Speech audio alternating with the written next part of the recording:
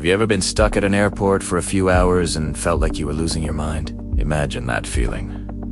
But for 18 years, it sounds like something straight out of a movie, right? Well, it is. The Tom Hanks film, The Terminal, was inspired by a real story, but the true events are even more bizarre and heartbreaking. This is the story of Mehran Karimi Nasseri, an Iranian man who found himself trapped in a legal nightmare at Charles de Gaulle Airport in Paris.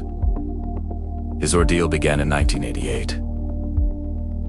Nasseri had been expelled from Iran and was seeking asylum in Europe. He claimed his refugee papers were stolen in Paris while he was on his way to the UK. When he landed in London without his documents, British officials put him right back on a plane to Paris. But when he arrived back at Charles de Gaulle, French authorities couldn't let him leave the airport. Why? Because he had no papers to legally enter France. He also couldn't be sent back anywhere else, because no country would accept him. He was, in effect, stateless.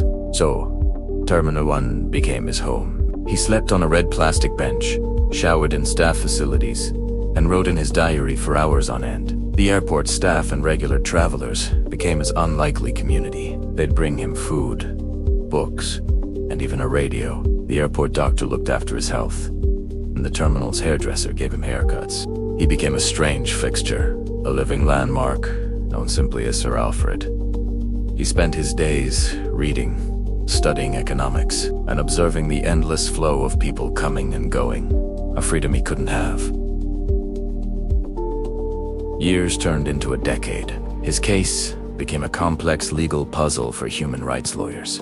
In 1999, after a long battle, France finally granted him refugee status and the right to live in the country. But in a truly absurd twist, Nasseri refused to sign the papers. He had become so accustomed to his identity as a stateless person, living in the airport, that he rejected the very freedom he had sought for so long. Some say the name on the documents wasn't what he wanted, or that he was simply afraid of the world outside the terminal he now called home. His mental health had visibly declined over the years. The man who arrived as a political refugee had become institutionalized by the very place that trapped him. He was no longer just a man stuck in an airport.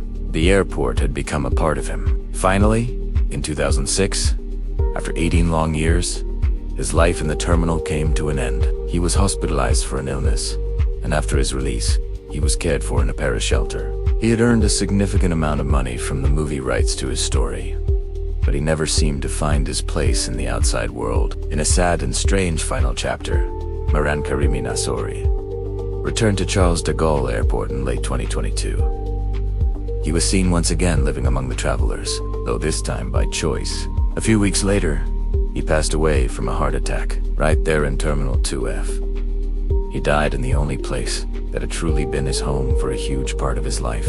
His story is a powerful and tragic reminder of the absurdities of bureaucracy and the profound human need for an identity and a place to belong. It's a tale of how a person can get lost, not just in a place, but in the system itself. If you found this story as fascinating as I did, hit that like button and subscribe for more incredible true stories. See you next time.